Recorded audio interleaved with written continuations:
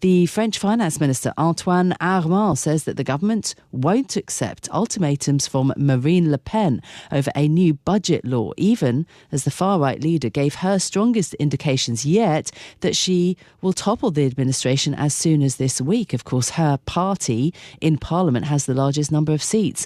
Antoine Armand has been speaking to Bloomberg's Connan in Paris. Let us be very clear. France is on the right track. France's economy has got very solid arguments, and it needs to be repeated. First of all, as you know, we expect a growth of 1.1% in 2034. It will be above the Eurozone average. Second, we have an inflation under the 2%, which is now stable. And third of all, needs to be said, we have an unemployment which is at its lowest in 40 years in France.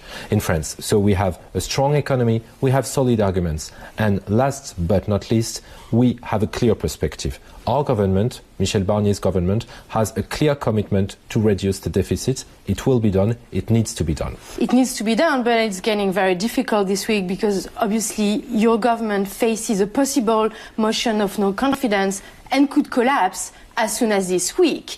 Michel Barnier, the Prime Minister, has already made some concessions, including on prices of electricity. What other concessions are you ready to make? Are you ready to tell us today in order for Marine Le Pen from the National Rally to abstain from a vote of no confidence? You are right to remind that my Prime Minister, Michel Barnier, is a man of dialogue and compromise. And this government, in the last week, has clearly demonstrated its willingness to ensure that France could have a budget through evolution in the budget. And let me remind also that the parliamentary debate is still ongoing, and we have to wait until the end of this debate. But as you said, France is at a critical time. We have the arguments. We have the fundamentals. We have a perspective to reduce public spending and to cut borrowing, which is very important for France, but for Europe as well. So let's remind the political leaders in France that we have a common responsibility, and that this common responsibility includes voting, adopting, passing a budget. Does that mean there's going to be more compromise, more concessions before Monday night, which is the deadline that Marine Le Pen has given you? As I said, the French government doesn't take ultimatums. It's looking at the French parliamentary debate. It's respecting each and every parliamentary debate that leads to an evolution. We will take into account what is changing, but we won't be blackmailed. We are committed to reduce the deficit. I understand you're willing to perhaps compromise, but Marine Le Pen has some specific concessions she wants from the government, including that all pensions be indexed on inflation as soon as January. And she also wants the government to give up this plan to abandon some drug reimbursement. On these two specific topics, is there any way to have more concessions from the government? Let us not just focus on the Rassemblement National, because as you know... but it's key. It's key, but it's not enough. And as you say, for a vote of confidence to be adopted at the French Parliament, you would need to have the Socialist Party, the left parties, to vote with the far-right parties. So it would not only be the responsibility of Marine Le Pen's party, it would also be the responsibility of French socialists, French ecologists, people who are willing to oppose to Marine Le Pen, to vote together. It would be a very bad signal politically and economically for these countries, for our country, and for these parties who are saying and claiming that they could stay government parties. Does that mean you're trying to negotiate with the Socialist Party, not the National Rally? No, we are not focused on with whom we negotiate or not. As I said, the government is a government of dialogue, of respect, of co-construction. This budget has been co-constructed.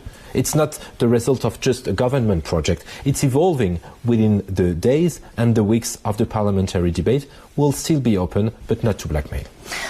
You're not open to blackmail, but the thing that Marine Le Pen wants really is for the government to respect, that's what she says, to respect the electorate of the National Rally. Are you willing to say that the concessions you've already made, for example, are thanks to the National Rally and that you respect her electorate? We respect each and every MP, and we respect each and every people in France, whatever they decided to vote or not to vote, of course. But what's my responsibility as a finance minister is to commit to the 5% target that we decided to have at the beginning of our mandate, not only for France or for the government, because it's now needed in order that Europe still remain a country, a continent of prosperity. That's what we aim at. And for that, we need all political leaders to be responsible. With these concessions that we've seen in the budget, they're going to cost about 10 billion euros. Does that mean you can actually keep this 5% deficit target? Or do you believe perhaps it will be slightly higher, like 5.5 or perhaps higher? As I told you, our commitment to reduce the budget deficit towards 5% in 2025 and towards 3% in 2029 is not an option.